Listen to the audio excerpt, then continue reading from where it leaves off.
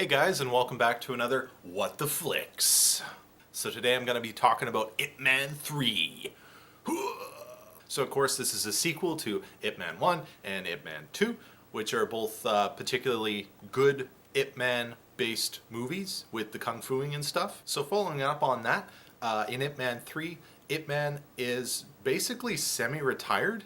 I don't know how old he is, but he's got to be getting up there. He's been through a lot of events.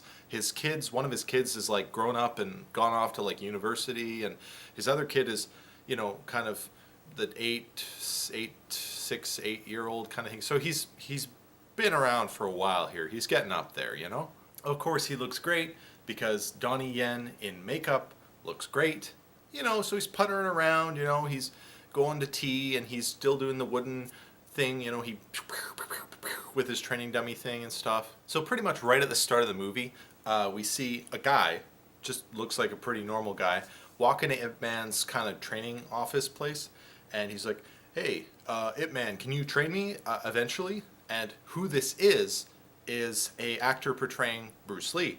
And of course at the end of Ip Man, we saw a little kid kind of walk into the training place, and this kid's like, and he's got like a pompadour hair, and he's like, hey, Ip Man, will you train me? And Ip Man's like, you need maybe 10 more years of growing because you're like 8 years old. And that was Bruce Lee as well. And that was kind of like a teaser for the first one, and yeah. So Ip Man's like, I don't know if I want to teach you or not.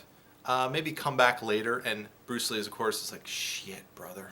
So one day Ip Man's walking to school to pick up his kid, because he's like Mr. Mom now, I guess, basically. And he meets this guy named Chang. And Chang's another guy who is also going to pick up his kid from school, also Mr. Mom's. So it's kind of like almost Mr. Mom multiplicity. So Ip Man's like, hey, Chang's like, hey. And then like 2 minutes later, we see Chiang is beating the shit out of a guy in a black market underground like fighting place, and we just see him beat the crap out of a guy. This is how he makes money, I guess. He runs one of those rickshaw cart things. You run and you pull a cart, and that's what he does as a day job. So he's broke, okay? So he fights underground to make bucks. And of course, this underground place is run by Mike Tyson, which is probably one of the coolest things in this movie, that Mike Tyson is in this movie, and he's a bad guy. So Mike Tyson wants the land that the school that Ip Man and Chang's kids go to develop some kind of property. And that's kind of the main arc, is the school's in danger. So Tyson sends men to like harass people and harass a headmaster, and they're like, headmaster, whom for whatever reason owns the land the school's on, you need to give us the land for cheap, or just give it to us or whatever. And of course the headmaster's like, I will not give you this land. And then they kind of beat him up, and Ip Man sends him running and stuff. It's kind of a running trend in this movie. They come back several times to fight at this school and make this a big deal. This is kind of like plot arc 1. So the police suck in this movie, and I guess they've got like 10 police officers in like all of this area, Hong Kong or whatever it is. And they're like, no, we can't guard children at a school. We've got to deal with real problems. Gangsters trying to burn down the school where tons of kids go, like lots of kids, like dozens and dozens and dozens of kids attend this school. And the police are like, nah, I can't spare the manpower to guard, unarmed children and women and stuff.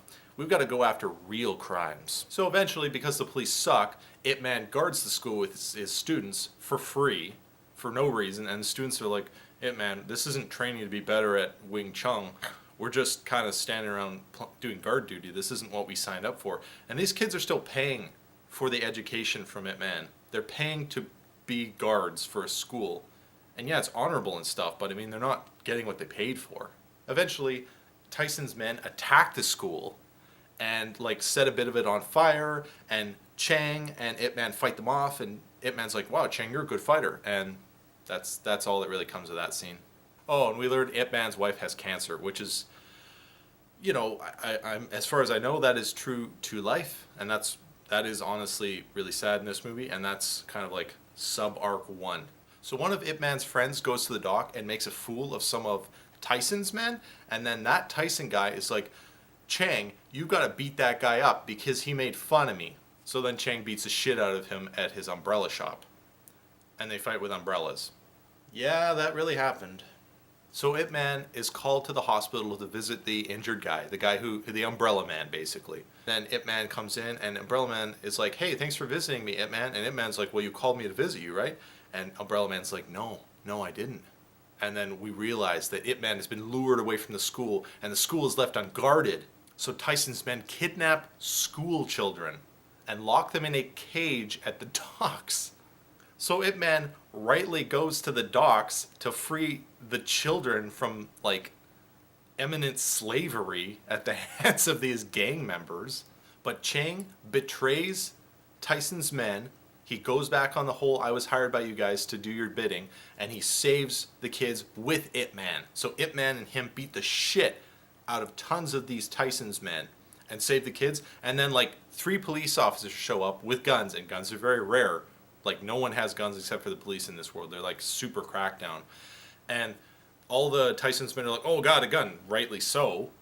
And they just disperse, and the children are saved. So Tyson decides that the guy that was running all this, like, get the school land stuff is shitty, and hires a Thai boxer to kick the fuck out of Ip Man. And this is, like, a micro arc. It's like a 10-minute part where this Thai boxer is part of the story. Tyson's like, kick the shit out of Ip Man. This Thai boxer shows up at the hospital, the clinic, where Ip Man has taken his sick wife. Like the dickest fucking move in the world.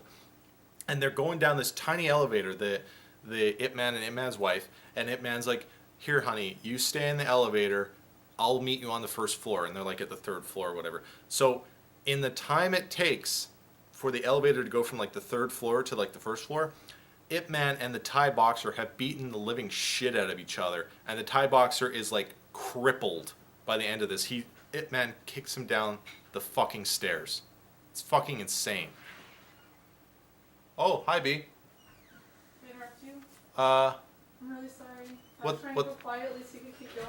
No, it's fine. Here, I'll pause. So Ip Man kicks the shit out of this Thai boxer. He hits him up and down the fucking stairs. He beat the crap out of this fucking guy. So the Thai boxer is literally crippled and crawls out of the building. And the elevator gets to the 1st floor, and Ip Man's like, oh, it's okay, honey. I've dealt with him. And he straightens out all his collar and stuff, and he's like, it's okay, honey. He's dealt with it. And his wife's like, oh, I see how it is. So at this point, Ip Man is pissed the fuck off. Because this Thai guy basically put his wife in a measure of danger, and that's not cool. So then Ip Man's like, fuck this. I'm going to go see Mike Tyson. I'm going to beat the shit out of Mike Tyson directly. That's his kind of mindset. Well, not exactly, but he's like, I'm going to go see him, and then I'm going to talk with him. And of course, Mike Tyson is like, tell you what, if you can stand against me for 3 minutes, I will leave everyone alone. I'll leave you alone. I'll leave the school alone, because my life is boring and I want a challenge, and Hong Kong is very boring, I guess. So Ip Man and Mike Tyson fight. And this is one of the coolest fights in the movie. Probably the coolest fight in the movie. Because you have, Mike Tyson is a giant man, okay? He's a big guy. And he beats him and Ip Man are fighting toe to toe for this 3 minutes. He has a little egg timer. For whatever reason, he has an egg timer on his desk. And Mike Tyson's like, tick, tick, tick, sets it to 3, and then punk, and then you can hear it kind of ticking every once in a while. Mike Tyson's got these huge punches. He's like, whoom. Like, basically, if Ip Man got hit with any of these punches, he would be obliterated. And Ip Man's like dodging around and stuff and trying to land punches.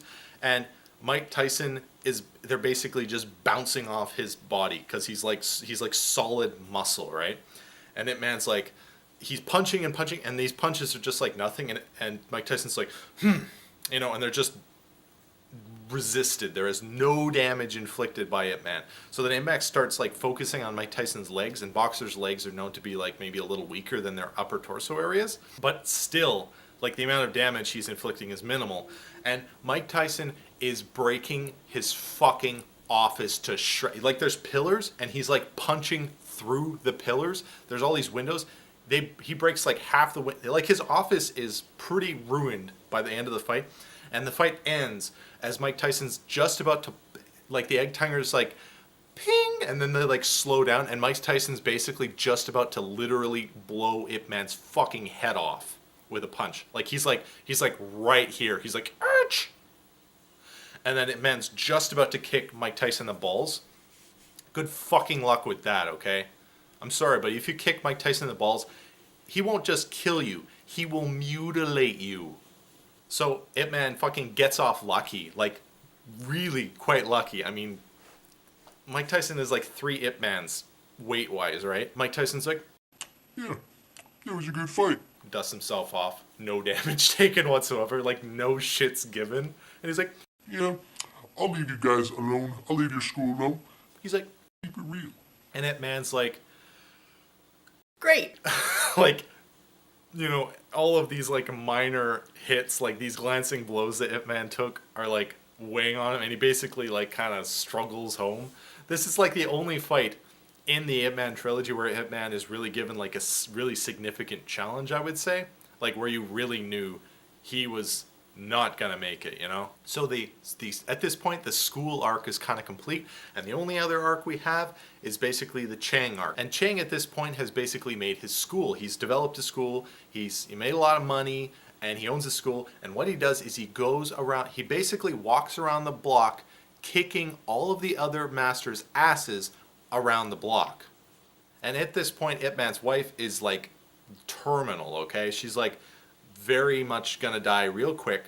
So Ip Man turns down the invitation to a big battle where it was gonna be like, oh, Ip Man versus Chung, fight of the century. Ip Man turns it down. And he's like, no, I'm gonna go dancing with my wife at Bruce Lee's dancing studio. Bruce Lee dances.